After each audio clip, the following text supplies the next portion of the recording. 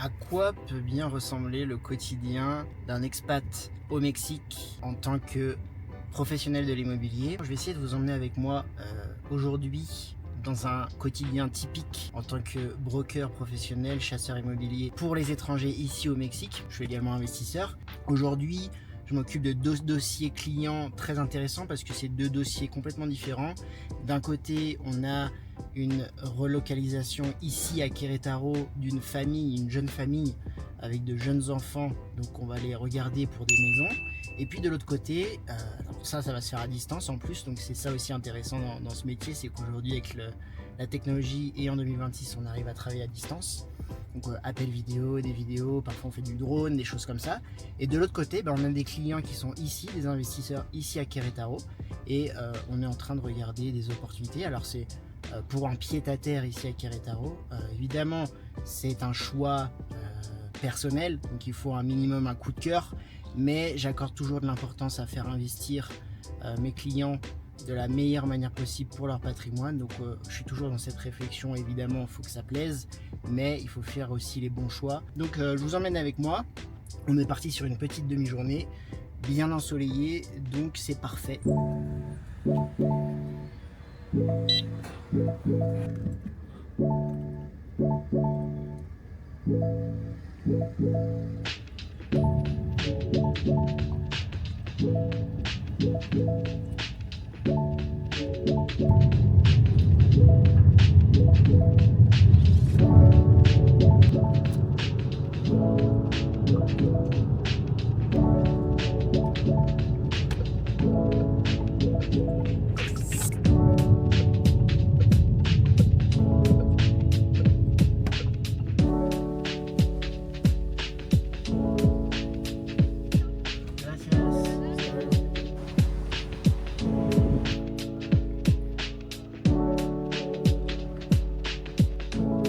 Sur les temps, donc ça va peut-être être un peu sombre.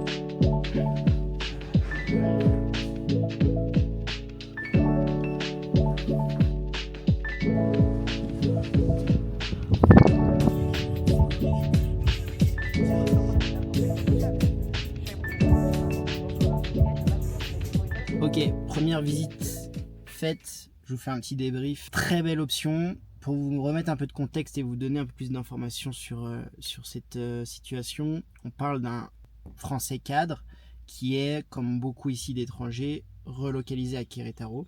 Étant donné le boom économique qu'il existe, et notamment, et c'est le cas en l'espèce avec ce client, sur l'industrie de l'aéronautique, vous avez beaucoup d'entreprises qui cherchent à développer. Évidemment, ces personnes-là, elles ont besoin d'un accompagnement et c'est ce qu'on propose nous avec un service type concierge, donc où on va s'occuper de toutes les formalités administratives et évidemment de trouver le logement. Alors, on n'a pas eu la chance de pouvoir trouver lorsque le client était là, il est venu 2 semaines, on n'a pas réussi à trouver vraiment quelque chose qui convient. Et au final, comme on fait souvent, on fait des visites à distance et parfois ça fonctionne très bien et c'est le cas, je pense ici, où on a trouvé quelque chose qui correspond parfaitement. L'objectif, c'est aussi de donner toute l'expertise et les connaissances que j'ai sur le marché au niveau de ce qui peut se faire et aussi pour leur expliquer si oui ou non c'est vraiment une bonne opportunité et si oui ou non il faut la saisir le plus rapidement possible. On parle ici d'une maison évidemment avec minimum 3 chambres, on parle d'une famille et avec quelque chose qui est très compliqué parfois à trouver, c'est-à-dire du logement totalement meublé, équipé pour pouvoir arriver et directement être prêt pour habiter et avec de l'extérieur, donc soit des terrasses, soit du jardin. Alors, il va rester à savoir à vérifier un petit peu toutes les conditions et puis tout l'aspect légal et formalisme qu'il va falloir mettre en place et ça c'est évidemment notre travail aussi et c'est là où vraiment aussi le travail prend tout son sens. Tout ça pour le client, c'est déléguer tout ce stress, tout ce temps et aussi pouvoir les conseiller de la meilleure manière. Leur expliquer aussi comment ça fonctionne parce qu'il y a certaines formalités qui sont complètement différentes. On va essayer de se trouver quelque chose à manger et on enchaîne ensuite sur 2 voire 3 autres visites avec toujours ce ciel bleu qui nous accompagne. D'ailleurs là j'ai coupé la voiture, il n'y a plus la clim et j'ai très chaud. Donc on enchaîne, c'est parti.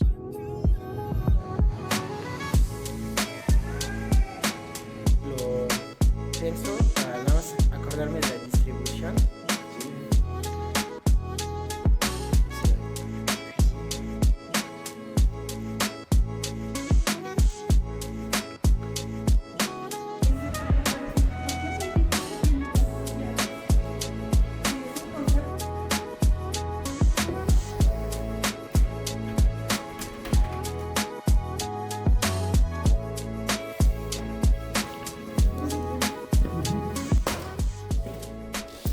terminé les visites en tout on a fait 4 biens, 3 maisons, un appartement.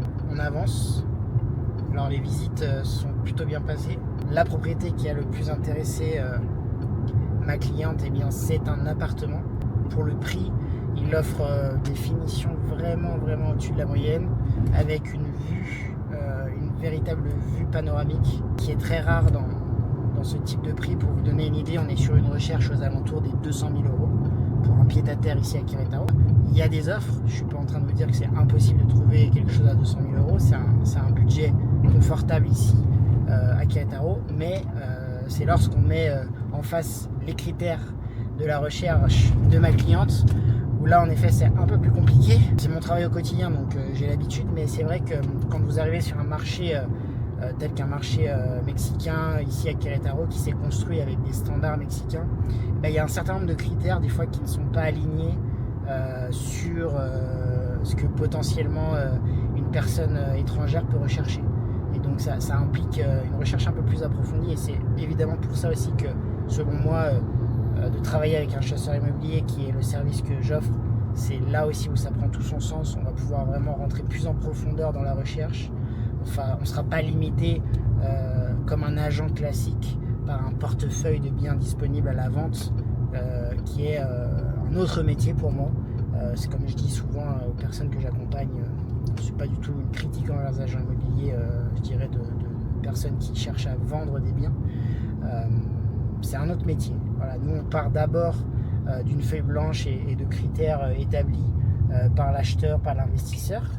Donc quand c'est un acheteur qui cherche un pied-à-terre, ou quand c'est un investisseur qui recherche du rendement, ce sont deux choses différentes. C'est ce qui nous permet d'avoir beaucoup plus de liberté dans notre travail.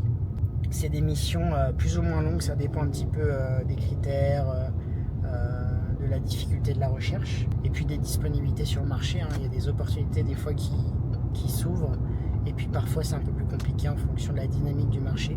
Alors c'est pas une règle, ça veut rien dire au final. Des fois vous avez des vendeurs qui sont pas très réceptifs à ça, mais c'est toujours un point à noter. Après les visites et sur le retour, j'en profite pour faire mon suivi chantier mensuel sur ce projet, où j'ai plusieurs investisseurs qui ont investi, et notamment un couple de Français qui a réservé un penthouse. Évidemment, ils ne sont pas encore présents au Mexique, et donc dans l'accompagnement que je propose, il y a toujours un suivi chantier. Ils ont acheté en pré-vente et fait une excellente affaire. Le projet est sur les rails, le calendrier est respecté pour l'instant.